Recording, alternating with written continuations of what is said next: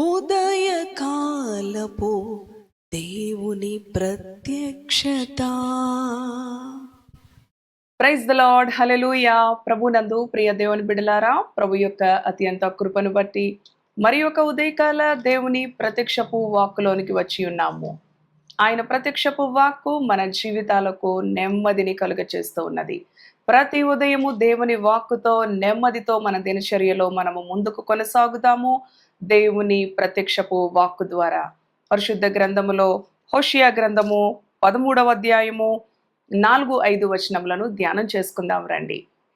మీరు ఐగుప్తు దేశంలో నుండి వచ్చినది మొదలుకొని యెహోవానగు నేనే మీ దేవుడను, నన్ను తప్ప నీవు ఏ దేవునిని ఎరుగవు, నేను తప్ప రక్షకుడును లేడు. 5వ వచనం గమనిద్దాం. మహా ఎండకు కాలిన అరణ్యములో నిన్ను స్నేహించిన వాడను నేనే. హల్లెలూయా. దేవునికి స్తోత్రం.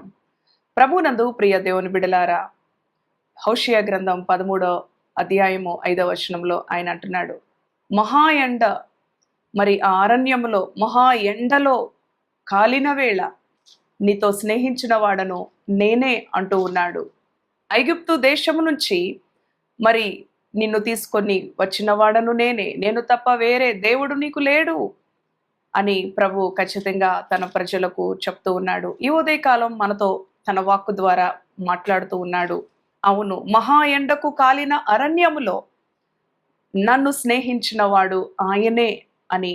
అవును ప్రియ దేవుని బిడ్డ, మనము కూడా మన శ్రమలలో, మన ఇబ్బందులలో, మన దుఃఖకర పరిస్థితులలో, భయభీతులలో, అరణ్య అనుభవములో, అవును ఆ అరణ్యములో మరి ఎంతో తీవ్రమైన ఎండలో, మహా ఎండకు కాలిన ఆ యొక్క అరణ్యములో నిన్ను స్నేహించిన వాడను, నీతో స్నేహము మరి కుదుర్చుకున్న వాడను నేనే అని ప్రభు ఈ ఉదయకాలం మనతో మాట్లాడుతూ ఉన్నాడు. ప్రియ దేవుని బిడ్డ, శ్రమలో మొరపెట్టినప్పుడు ఆయన మనకు జవాబిచ్చే దేవుడు. శ్రమలో నేను నీకు తోడుగా ఉన్నాను, నీవు భయపడుకు, నిన్ను విడిపించి నిన్ను గొప్ప చేస్తాను, నిన్ను ఆశీర్వదిస్తాను, నిన్ను దీవిస్తాను. ఎన్నో మనలను ధైర్యపరిచే మాటలు, మనకి సంతోషాన్ని కలిగించే మాటలు, మనకి బలాన్ని కలుగచేసే మాటలు మన ప్రభు మనకు వాగ్దానాలుగా అనుగ్రహిస్తూ ఉన్నాడు. చూడండి, మహా ఎండకు అరణ్యములో నీవు కాలిపోతూ ఉండగా నీతో నేను స్నేహం చేశాను అని ప్రభు చెప్తూ ఉన్నాడు. కానీ మనము మన శ్రమలలో దేవుని యొక్క సహాయమును పొందుకున్న తరువాత కృతజ్ఞత లేని అనుభవములో, దేవుని మరిచిన అనుభవములో, దేవుని విడిచిన అనుభవములో, కొన్ని సందర్భాలలో దేవుని దుఃఖపరుస్తూ ఉన్నామేమో. ఈ ఉదయకాలం ప్రభు మనతో మాట్లాడుతూ ఉన్నాడు. నేనే కదా బానిసత్వం నుంచి ఐగుప్తు దేశంలో ఫరో ఎదుట, అవును మహాశ్రమలకు గురి అయినప్పుడు మిమ్ములను విడిపించిన వాడను, మిమ్ములను రక్షించిన వాడను. మన జీవితాలలో కూడా పాపపు దాస్యములో, మరి ఈ లోకములో, చెడుతనములో ప్రియ దేవుని బిడలారా, ఏమాత్రము కూడా మంచి లేని జీవితాలను, అవును ప్రభు మరి వెతికి రక్షించుట ద్వారా మన జీవితాలలో, అవును ఆయన పరిశుద్ధతను, ఆయన నెమ్మదిని, ఆయన రక్షణను, ఆయన కృపను అనుగ్రహించి అనుదినము మనలను సంరక్షిస్తూ, అనుదినము మనలను భద్రపరుస్తూ, అనుదినము మనలను పోషిస్తూ ఉన్న ఆ దేవుని యొక్క మరి దృష్టిలో ప్రభు అంటూ ఉన్నాడు కదా, ఆయనను ఒకవేళ మరచిపోయిన అనుభవము, ఆధ్యాత్మికంగా దేవునికి ప్రాధాన్యత ఇచ్చుటలో సొంత పనుల కన్నా కూడా, అవును ప్రియ దేవుని బిడ్డ, దేవునికి అధికమైన ప్రాధాన్యత, దేవునికి మొట్టమొదటి స్థానము ఇవ్వాలని ఆయన వాంఛిస్తూ ఉన్నాడు. తన బిడల ద్వారా మహా ఎండకు కాలిపోతున్న అరణ్యములో నీతో స్నేహించిన వాడు ఈ ఉదయకాలము నీతో మాట్లాడుతూ ఉన్నాడు. నీ శ్రమలో, నీ అంధకార పరిస్థితుల్లో, నీ గాఢాంధకార అనుభవంలో, నీ దుఃఖకర అనుభవంలో నీతో స్నేహం చేసేది ప్రభు అయిన యేసుక్రీస్తు మాత్రమే. ఏ మనుషులను నమ్ముకొనినా, అవును ప్రియ దేవుని బిడ్డ, అవును నీవు సిగ్గునొందే అనుభవాన్ని ఎదుర్కొంటావు. ప్రభు అంటున్నాడు, మనుషులను కాక యెహోవాను ఆశ్రయించు. నీ యొక్క మరి శ్రమగల పరిస్థితులలో యెహోవా నీకు తోడుగా ఉంటాడు. అవును ప్రియ దేవుని బిడ్డ, బంధువులు, స్నేహితులు, కుటుంబీకులు ఎవరు విడిచిపెట్టినా ఆయన నిన్ను విడిచిపెట్టని దేవుడుగా, నీ శ్రమలో నీకు తోడుగా ఉన్న దేవుడుగా ఉన్నాడు. క్రింది వచనం గనక మనం చదివితే ఒకసారి 6వ వచనం, తరువాత వారికి మేత దొరకగా వారు తిని తృప్తి పొందిరి, తృప్తి పొంది గర్వించి నన్ను మరచిరి. చూసారా ప్రియ దేవుని బిడలారా, తృప్తి పొంది ఆయన అనుగ్రహించిన ఆశీర్వాదాన్ని పొందుకొని మరి సంతృప్తి కలిగి నెమ్మది కలిగి మరలా ఆయనను మరచిన అనుభవము ఎంతో మంది దేవుని పిల్లల్లో కనిపిస్తూ ఉంటుంది. దేవునికి ప్రాధాన్యత ఇవ్వండి, దేవుని సన్నిధికి ప్రాధాన్యత ఇవ్వండి. మొట్టమొదట ఉదయమున లేచి దేవుని సన్నిధిలో మీ హృదయాన్ని కుమ్మరించండి, ప్రభువుతో మీ దినచర్యని ప్రారంభించండి అని ఎన్నో విధాలుగా దేవుని బిడలు వాక్యానుసారంగా హెచ్చరిస్తూ ఉన్నప్పటికీ సమయము లేదు అని. అవును ప్రియ దేవుని బిడలారా, మరి దేవునికి ఇవ్వవలసిన సమయమును దాటివేస్తూ మన పనులలో ముందుకి కొనసాగుతూ ఉన్నామేమో. ప్రతి పనిలో మన ప్రభువుని మనము ముందు పెట్టుకున్నప్పుడు మనకు విజయము లభిస్తూ ఉన్నది, మనకి నెమ్మది లభిస్తూ ఉన్నది. ప్రియ దేవుని బిడలారా, తృప్తి పొంది ఆయనను మరిచిన అనుభవం, ఆయన ఆశీర్వాదాలు పొందుకున్నాక, అవును మన శ్రమలో మనల్ని స్నేహించిన వాడు మన ప్రభువు.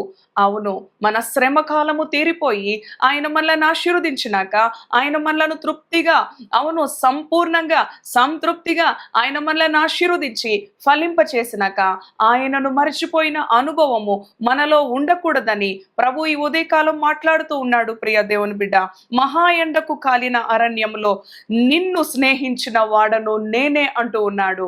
అవును ప్రియ దేవుని బిడ్డ, ప్రారంభము నుంచి కూడా నీ జీవితం ముగింపు వరకు కూడా నీ దేవునికి నీవు ప్రాధాన్యత ఇచ్చుటలో, ఆయనను ఎన్నడూ మర్చిపోకుండా ప్రతి విషయంలో నీ ప్రభువుని ముందు పెట్టుకొనుటలో నీకు విజయం ఉన్నది, నీకు క్షేమం ఉన్నది, నీకు సమాధానం ఉన్నది, నీకు సంతృప్తి ఉన్నది అని ఈ ఉదయకాలం ప్రభు మనతో మాట్లాడుతూ ఉండగా, ఆయన చేసిన మేలులను ఎన్నడూ మర్చిపోక అనునిత్యము కూడా తలపోసుకుంటూ ప్రభువుని స్తుతిస్తూ ప్రభువుని గణపరుస్తూ, అవును మన ఎదుట ఉన్న ఇంకా ఎన్నో సవాళ్లతో కూడిన అనుభవాలలో దేవుని సహాయాన్ని కోరుకుంటూ మనము ముందుకు వెళ్ళినప్పుడు ఏ పరిస్థితులు మనలను ఎంత మాత్రము కృంగిపోనివ్వవు, ఏ పరిస్థితులు ఎంత మాత్రము మనలను పడిపోనివ్వవు, ఏ పరిస్థితులు ఎంత మాత్రము మనలను ఓటమికి గురి చేయవని ఈ ఉదయకాలం ప్రభు మనతో మాట్లాడుతూ ఉండగా, అవును ప్రభువా, మహా ఎండకు అరణ్యములో కాలిపోయిన అనుభవములో, మహాశ్రమలలో నలిగిపోయిన అనుభవములో నీవు నాతో స్నేహించిన వాడవు.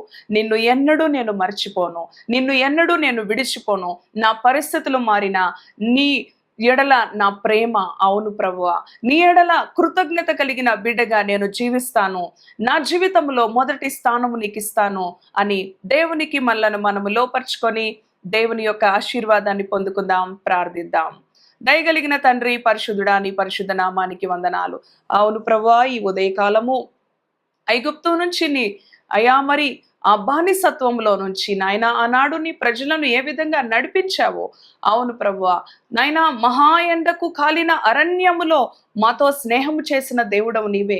మా మహాశ్రమలలో, మా దుఃఖములో, మా వ్యాధిలో, మా బాధలో మాతో సన్నిహితముగా ఉన్న దేవుడవు నీవే ప్రభువా.